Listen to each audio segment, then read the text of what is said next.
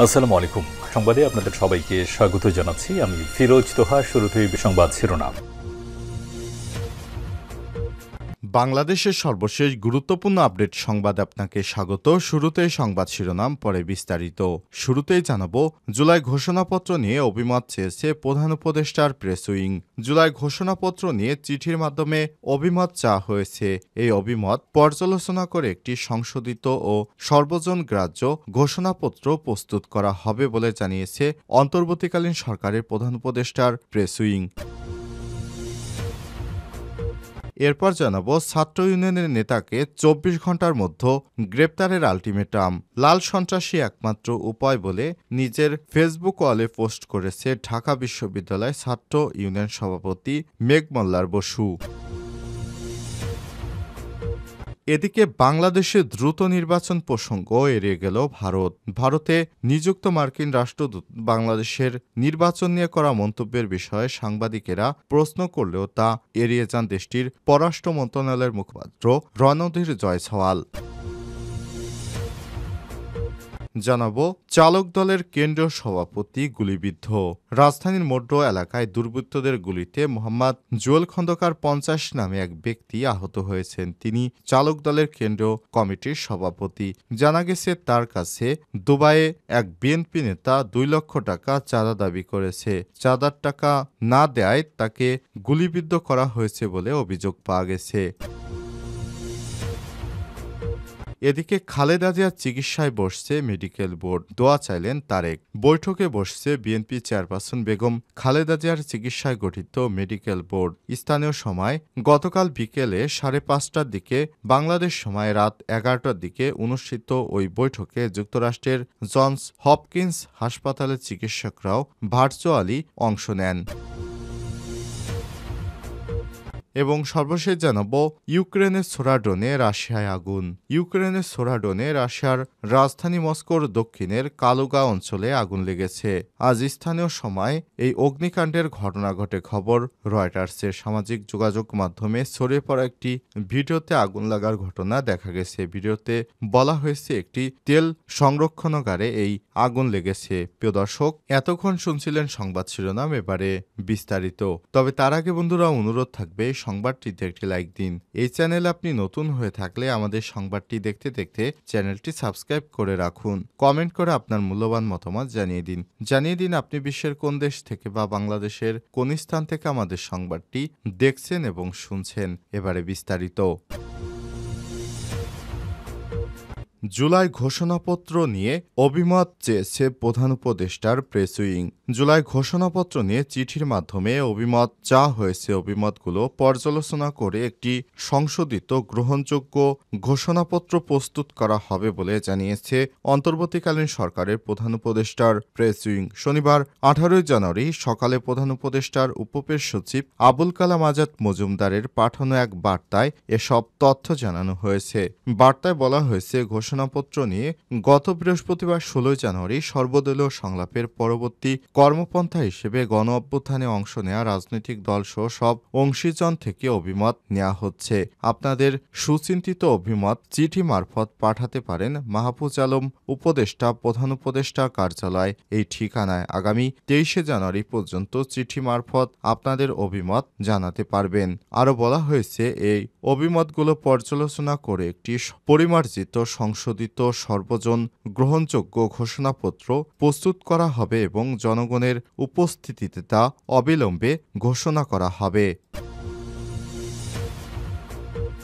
ছাত্র ইউনিয়নের নেতাকে ২৪ ঘন্টার মধ্যে গ্রেপ্তারের আলটিমেটাম। লাল সন্ত্রাসী একমাত্র উপায় বলে নিজের ফেসবুক ওয়ালে পোস্ট করেছে ঢাকা বিশ্ববিদ্যালয় ছাত্র ইউনিয়নের সভাপতি মেঘমল্লার বসু।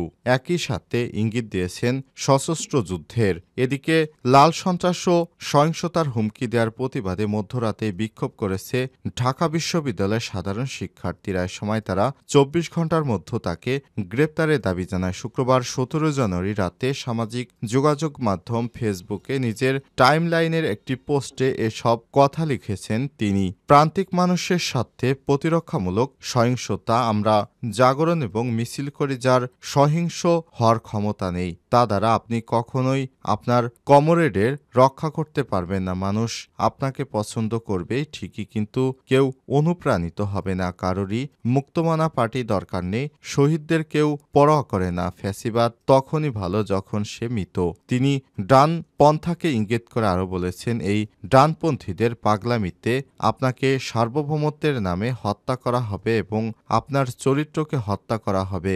মুক্তমনা এবং কেন্দ্রীয়বাদী যারা তাদের হৃদয় থেকে তাদের ডানপন্থার কাছে বিক্রি করেছে, তারা দাবি করবে এটি একটি সাংস্কৃতিক যুদ্ধ এবং উভয় পক্ষই কতটা খারাপ। এমনকি একজনকেও হারানোর সামর্থ্য আপনাদের আর নাই।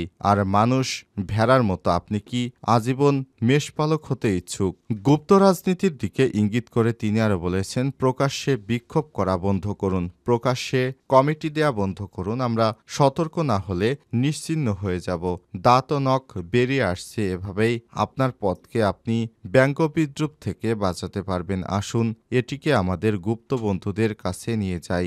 আমাদের সাথেই থাকুন। যদিও এই পোস্ট পরে ডিলিট করেছে মেঘমল্লার, তবুও তার স্ক্রিনশট ঘিরে চলছে তুমুল আলোচনা সমালোচনার। সরাসরি যুদ্ধ জননিরাপত্তার উপর আঘাত বলে মনে করছে অনেকেই। এদিকে এই ঘটনায় রাত 12টা 30 বিক্ষোভে ফেটে পড়ে শিক্ষার্থীরা। হলপাড়া থেকে মিছিল নিয়ে রাজু ভাস্কর্যের পাদদেশে সমবেত হয়। এ সময় লাল সন্ত্রাসের বিরুদ্ধে ডাইরেক্ট অ্যাকশন, উদ্যানের গাঁজাখোর উদ্যানে ফিরে যা, সন্ত্রাসীদের ঠিকানা এই ক্যাম্পাসে হবে না ইত্যাদি স্লোগান দেয়। সংক্ষিপ্ত সমাবেশে মুসাদ্দিক আলী ইবনে মোহাম্মদ বলেন, এরা ৮০ ও ৯০-এর দশকের মতো আবারও সন্ত্রাসবাদ কায়েম করতে চায়। তারা ডাকসুকে এভাবেই ভণ্ডুল করেছিল ৯০-এর দশকে। আজ এই সন্ত্রাসীরা আবারও সন্ত্রাসবাদের ঘোষণা দিচ্ছে। এই সন্ত্রাসীকে ২৪ ঘন্টার মধ্যেই গ্রেপ্তার করতে হবে। বাংলাদেশের দ্রুত নির্বাচন প্রসঙ্গ এড়িয়ে গেল ভারত। ভারতে নিযুক্ত মার্কিন রাষ্ট্রদূত বাংলাদেশের নির্বাচন নিয়ে করা মন্তব্যের বিষয়ে সাংবাদিকদের প্রশ্ন করলে তা এড়িয়ে যায় দেশটির পররাষ্ট্র মন্ত্রণালয়ের মুখপাত্র রণধীর জয়সাল। শুক্রবার ১৭ জানুয়ারি ভারতের পররাষ্ট্র মন্ত্রণালয়ের সাপ্তাহিক ব্রিফিংয়ে বিষয়টি উঠে আসে। ওই ব্রিফিংয়ে সীমান্ত চুক্তি পর্যালোচনার বিষয়ে অন্তর্বর্তীকালীন সরকারের মন্তব্য নিয়েও কিছু বলতে চায়নি জয়সাল। তবে দুটি বিষয় ভারতের সরকারি সংস্থান আরেকবার ব্যাখ্যা করা হয়েছে। তবে মার্কিন রাষ্ট্রদূতের মন্তব্য অথবা দ্রুত নির্বাচন প্রশ্নে কোনো মন্তব্য না করলেও বাংলাদেশের সঙ্গে ভারত কী ধরনের সম্পর্ক চায় সেটি ব্যাখ্যা দিয়েছে। মুখপাত্র বলেন, ভারতের পররাষ্ট্র সচিব বিক্রম মিশ্রি সম্প্রতি বাংলাদেশে গিয়ে স্পষ্টভাবে জানিয়ে এসেছে, ভারত ইতিবাচক মনোভাব নিয়েই এগোতে চায়। বাংলাদেশের জনগণের সঙ্গে ভারত সুসম্পর্ক চায়, যাতে দুই দেশের জনগণের মঙ্গল হয়। জয়সাল বলেন, এটাই আমাদের মনোভাব বরাবর, তা জানানো হয়েছে। এই মনোভাব ইতিবাচক এবং এই মনোভাবই বহাল থাকবে। অপরদিকে সীমান্তে কাঁটাতারের বেড়া দেয়া নিয়ে এই কূটনৈতিক বলেছেন, আমরা আমাদের অবস্থান স্পষ্ট করেছি। আমরা আমাদের ডেপুটি হাইকমিশনারকে তলব করে সীমান্তে বেড়া দেয়া নিয়ে আমাদের অবস্থান খুবই স্পষ্টভাবে জানিয়েছি। আমরা বাংলাদেশি বন্ধুদের সঙ্গে যা বলেছি তা আবারও বলছি। আন্তঃসীমান্ত অপরাধমূলক কার্যক্রম, পাচার, কাঁটাতারের বেড়া, লাইট ও প্রযুক্তিগত ডিভাইস স্থাপন ও গবাদি পশুর বেড়া নির্মাণ করা অপরাধমূলক। সীমান্তে চাই আমরা, এ ব্যাপারে আমরা বদ্ধপরিকর। চালক দলের কেন্দ্রীয় সভাপতি গুলিবিদ্ধ।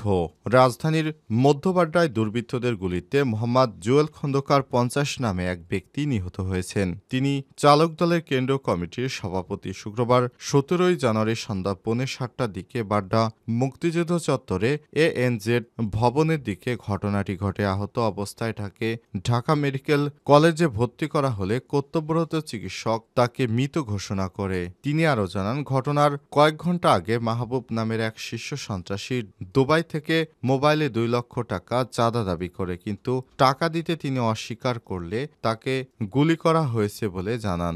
ঢাকা মেডিকেল কলেজ হাসপাতালের পুলিশ ক্যাম্পের ইনচার্জ পরিদর্শক মোহাম্মদ ফারুক হাসান জানান, সন্ধ্যার দিকে বাড্ডা থেকে একজন গুলিবিদ্ধ হয়ে হাসপাতালে এসেছে। তার ডান পায়ের উরুতে গুলি লেগেছে।